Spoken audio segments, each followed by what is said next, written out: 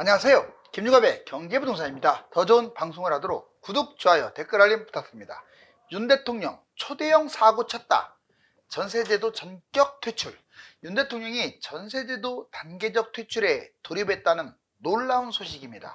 전세제도는 전세대출 금지와 민간 장기 임대 활성화로 단계적인 퇴출 과정을 밟고 있습니다. 그렇지만 전세를 대처할 수 있는 민간 장기 임대가 워낙 많은 시간이 소요되기 때문에 최근 에스크로 제도 도입이 급부상하고 있습니다.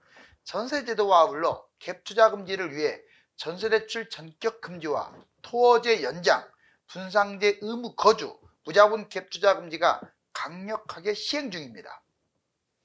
불만의 목소리도 클 텐데 엄청납니다. 자, 유료 상담은 010-2616-6276. 제가 직접 매수타임과 입지를 전해드립니다. 지금 바로 전화 주십시오. 자, 윤 대통령 초대형 사고 쳤다. 전세제도. 여러분들 지금 이 사다리, 바로 주거 사다리, 좋게 말하면, 나쁘게 말하면 부자들의 디딤돌, 이게 바로 전세제도입니다. 자, 이걸 폐지한다? 스탑? 가능할까요? 자, 전세제도 전격 퇴출, 전세대출 금지가 시작됐다. 실제로 여러분들 전세제도를 꼭 없애기 위해서 전세대출 금지를 한 건 아니에요. 가계부채가 워낙 심각하니까 전세대출 아예 전면 금지잖아요. 지금 사실상 초유의 사태입니다. 그런데 이게 전세제도 퇴출의 가장 기본적인 1단계라는 것도 또 의미가 있어요. 뭔 말이냐? 전세 단계적 퇴출.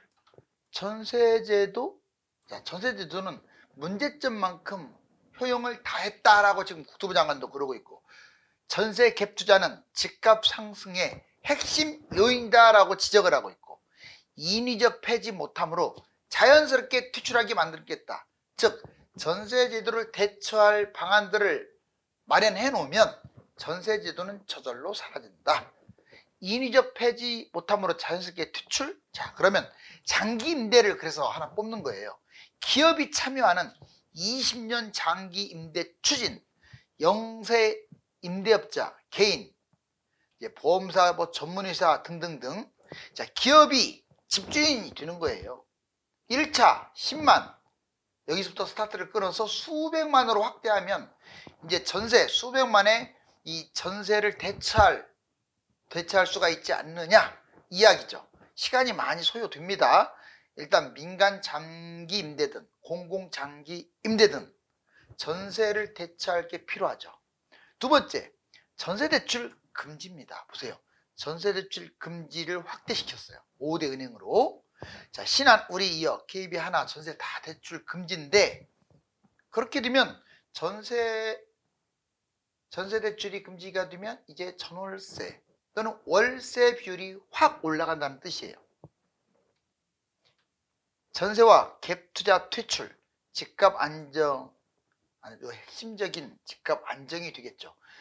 정리하면 전세제도를 단계적으로 퇴출하기 위해서, 전세제도를 없애기 위해서 장기 임대 활성화하고 전세 대출을 금지한다 이거예요. 무섭죠.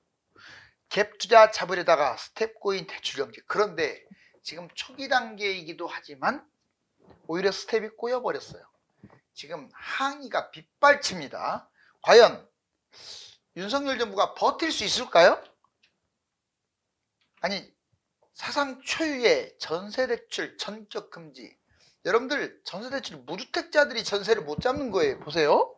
자, 갭투자 금지인데 세 가지 알아봅시다. 전세대출 금지. 자, 신규 입주 전세대출도 금지. 규제 확산, 세 가지로 구분해요. 조건부 전세자금 대출 취급을 제한한다. 한마디로 전세대출 안 된다. 두 번째, 세입자가 전세대출을 받는 당일날 전세 차단한다 이 말이에요. 그 전세대출을 차단한다.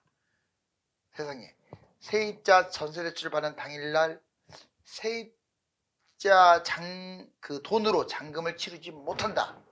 동시에 진행이 안 되면요, 동시에 진행이 안 되면 무주택자는 전세대출을 못 받는 것이고, 자, 이제 갭 투자를 하는 유주택자는 그 전세 잔금을 치를 수가 없는 거예요. 둘 다 문제가 되겠죠. 무주택 전세대출 금지. 임대인이 갭 투자를 차단하려고 하는 거죠. 사실상 여러분들 지금 무주택자가 어디로 들어가요? 유주택자 전세 밑으로 들어가는 거잖아요. 이게 금지됐다고요. 대출 받으면. 물론 대출을 안 받으면 들어갈 수 있어요. 근데 무주택자가 전세 대출을 받아서 유주택자 잔금 역할을 못합니다. 심각하죠. 신규 입주도 이제 그전에는 신규 입주는 예외였었는데 이것도 예외가 아닙니다. 신규 분양주택 전세자금 대출 중단 조치가 확산되고 있어요. 신규 입주 전세 내주고 그 보증금을 잔금 납부를 하게 됐는데 그 보증금으로 잔금 납부를 하는 거에 금지돼 버렸어요. 이 전세 대출도 잔금 납부 금지잖아요. 신규 입주하는 것조차도 잔금 납부 금지입니다. 보증금으로. 신규 분양 예외사항 없어져 가지고 잔금을 무조건 자기 돈으로 납부해야 돼요. 그러면 난리가 나는 거죠. 돈이 모자라는데 갭 투자가 안 되는 거잖아요.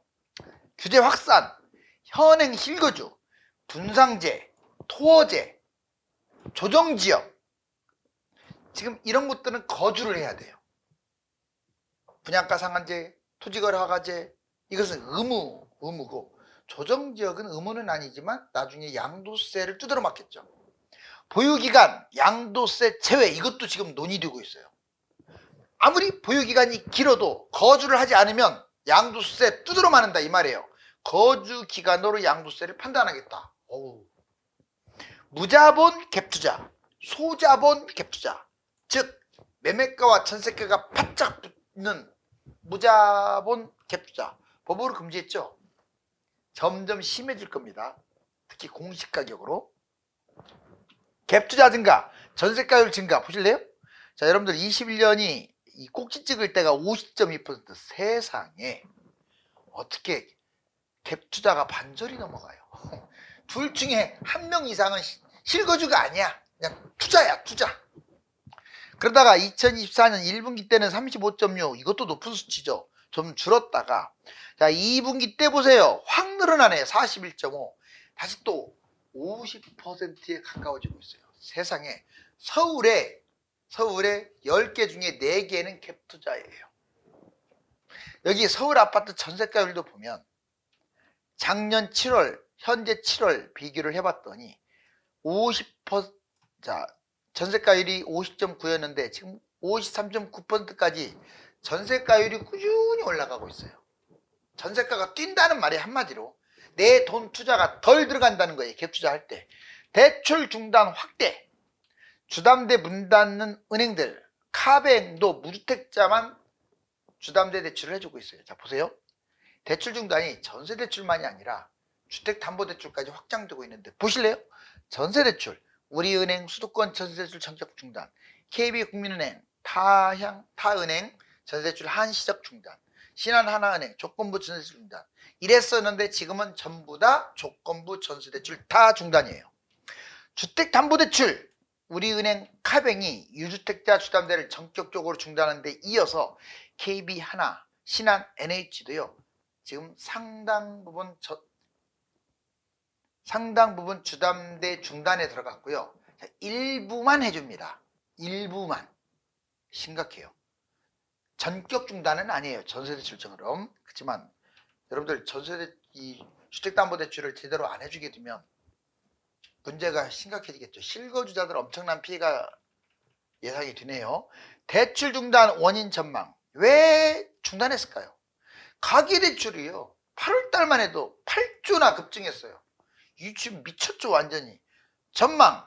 주담대 전세대출 전격 중단이 일단 확대될 겁니다. 추석 지나는데도 확대되고 있어요. 집값 영향. 단기간에 거래량 축소. 관망을 하는 사람들도 늘어날 거예요. 그렇지만 이게 폭락이거나 하락을 원하는 것은 아닙니다. 이게 폭락이나 하락 쪽으로 갈 가능성은 없어요. 왜냐? 전세대출 또는 주담대 대출 이거 하나로 집값 폭락하지 않아요. 왜? 해외가 중요해요. 해외가. 금리라든가 해외 어떤 경제 제반 사항들. 다른 나라가 폭등하고 있는데 우리나라가 따라갈 수밖에 없어요. 왜? 20년 그래프가 쌍둥이이기 때문에. 여기 보시면 전세 폐지 전 단계 세 가지 시동. 정부가 어떻게 보면은 현 정부 윤석열 정부가 똑똑하게 진행하는 것 같아요. 무작정 전세제도 폐지다, 갭투자 폐지다 해서 폐지가 되는 거나요? 아니잖아요. 뭔가 장치를 깔아야 할 거 아니에요. 여기 보세요. 자, 전세대출 금지. 이거는 갭투자의 치명적입니다. 이 자체로 전세대출 금지 자체로 갭투자가 확 줄어들어요. 전세대출 대폭 감소, 월세 증가가 가속화되고 유주택자 전세대출 금지. 사실상 무주택자도 금지됐죠. 지금 월세 반전세로 전환, 전세 스트레스 DSR, 가상금리, 대출 금액 자체가 줄어들고 아예 전세대출 자체가 안 나오는 거죠. 민간 장기 임대 전세 폐지를 공론화하려고 사전 지금 진행을 하는 거예요. 부작용 감내하면서. 다만 민간 장기 임대의 약점은 지금 전세를 사는 사람들은 수백만인데 뭐 1년에 몇십만밖에 더 하겠어요. 그러니까 모자라겠죠. 시간이 필요합니다. 그 다음에 전세 폐지가 어렵다면 장기 임대 제도를 마련하는데 이걸로 보완할 겁니다.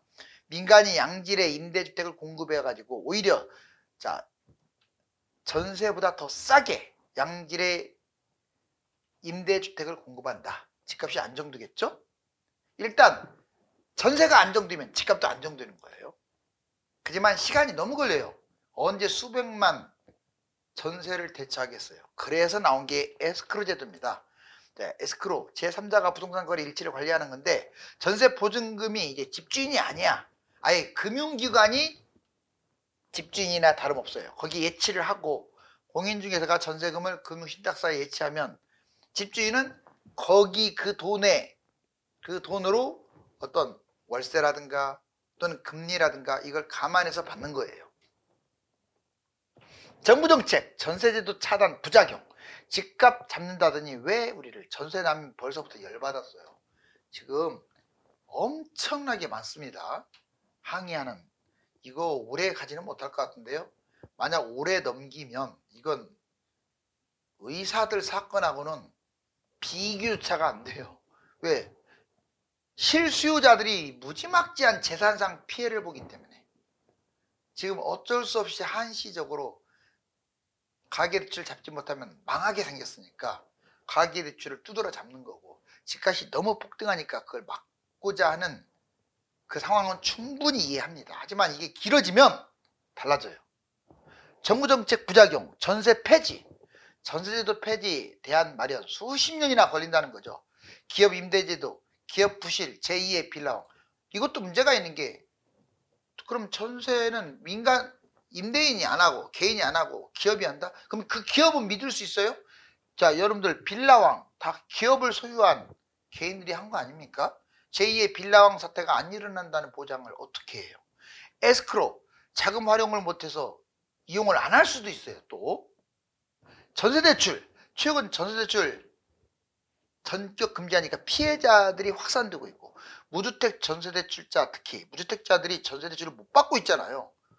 반전세 부담, 자기 돈으로 쓸데없이 월세 비용이 더 크잖아요. 돈을 더 낭비하니 얼마나 화가 나겠어요.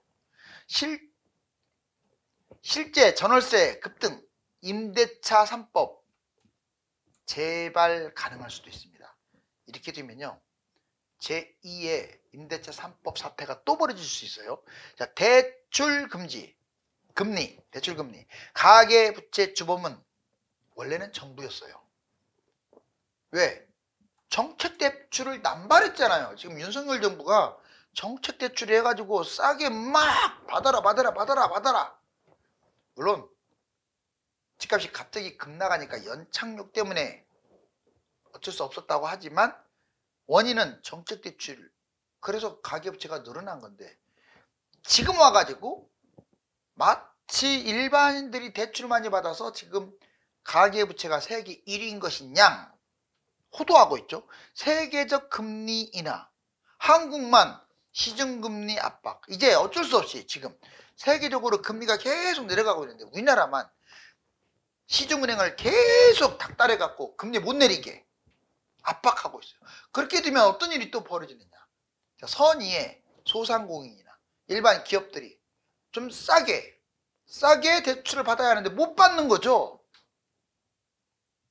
가계대출 축소, 정책, 주택, 신용, 한마디로 가계대출이 지금 부작용, 이런 부작용은 정부가 야기시켰다는 거예요. 갭투자 조장 5가지. 여러분들 전세끼고 하는 이 갭투자 조장, 어느 게 갭투자를 조장하는지 아세요? 먼저 전세대출, 이게 갭투자 조장하는 거예요. 본인은 갭투자하고 자기는 전세대출을 받아서 전세 살고. 비조정지역, 실거주 폐지했기 때문에 이런 일이 벌어져요. 실거주 안 하고 그냥 보유만 하면 양도세 100% 때려보세요. 거주 안 하고 보유만 하면 집 팔지도 않겠죠. 거주할 때까지. 이것도 다른 나라가 법이 있어요. 그런 제도가. 무섭습니다. 임대주택 사업, 이것도 패착이에요. 문재인 정부가 집값 폭등을 시키는 원흉인데 임대주택 사업입니다. 그래놓고 집값 잡겠다? 둘 중에 하나입니다. 머리가 돌대가리거나 아니면 두 번째, 집값을 띄우기 위한 수작이었거나. 자, 일시적 2주택, 이것도 좋은 제도가 아니에요. 갭투자를 조장합니다. 3년 이내에 먼저 가지고 있는 주택을 매도해버리면 거주 안 해도 비과세를 받으니까. 자, 전세제도, 전세 자체가 갭투자를 하는 거기 때문에. 어때요? 갭투자 조장을 알겠죠? 현재 갭투자 금지 사례, 지금도 갭투자를 못하게 하는 사례들이 있어요. 예를 들면 토어제, 토지거래 허가제, 아비어목선, 용산, 정비창, 이천동, 한강로 134, 잠실, 삼성, 대치, 청담 등등 토지거래 허가제는 의무 실거주해야 돼요. 또는 일부 신통. 자, 분상제, 의무 거주, 분양가 상한제도 마찬가지죠. 물론 당장 안 하더라도 예를 들자면 둔천주공처럼, 올림픽 파크 포레온처럼 3년 유예했는데 결국 2에서 5년 거주해야죠. 서울 분양가 상한제 아파트 2에서 5년 거주해야 돼요. 3기 신도시 분양가 상한제도 결국 거주해야 합니다. 자, 무자본 갭투자, 이건 법으로 금지됐어요. 매매가하고 전세가가 거의 차이 안 나는, 이건 불법입니다. 무자본 갭투자, 매매가와 전세가가 비슷해. 이거 큰일 나요. 자, 임대보증금 가입 100%에서 90%로 낮췄습니다. 임대보증금도 이제 아무나 해주지 않습니다. 공시가격까지도 따져봐요. 무자본 갭투자, 갭투자 전체로 지금 확대 논의되고 있어요. 전세제도는 빈부격차를 키웁니다. 빈부격차를 만드는 부동산 투자 기술. 자, 여러분들 전세제도 빈부격차 뭔 말이냐? 집주인은요, 전세를 활용해 가지고 갭투자로 떼돈을 벌어요. 물론 시기에 따라 다르죠. 예전에 2억 했을 때, 매매가가 2013년 2억 했을 때 전세가가 1억 8천이야. 2천만만 있으면 2억짜리를 잡는 거예요. 근데 그게 10억 갔어요. 10억. 8억 벌어내요. 얼마 갖고? 2천만 원 갖고. 그런 시절도 있었을 정도로. 그때만 그랬겠어요? 집주인은 전세를 활용해서 갭투자했습니다. 그런데 아이러니하게도 돈이 없는 서민들이 전세 살잖아요. 왜 전세 못 살게, 왜 전세제도 없애려고 하느냐라고 화딱지를 내고 있어요.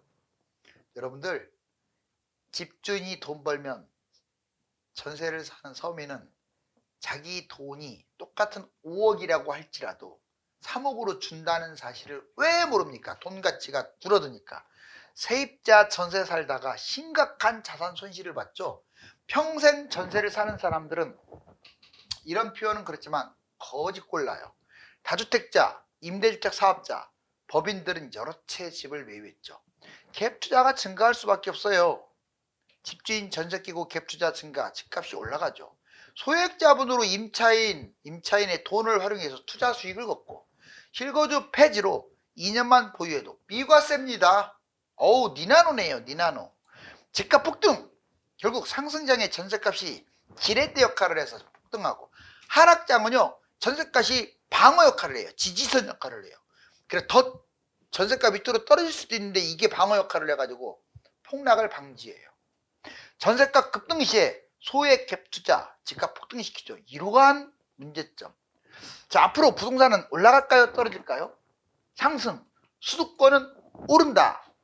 지방은 떨어진다. 큰 틀에서 뭐 수도권 지방 할 것 없이 상급지는 뛰고 중하급지는 정체하거나 하락한다라는 표현은 맞아요. 이제 시간이 흐를수록 양극화로 갑니다. 양극화 잊지 마세요. 자, 전세제도 폐지 시사, 정부 장기 임대주택 추진. 지금 정부가 하는 하나하나의 제도를 뜯어보면 노골적으로 전세제도 오늘부터 퇴출시키겠다라고 말을 안 했어도 보세요. 이것도 그렇고 에스크로도 그렇고 지금 전세 대출 금지도 그렇고 하나같이 전세제도 폐지와 관련됐어요. 감사합니다.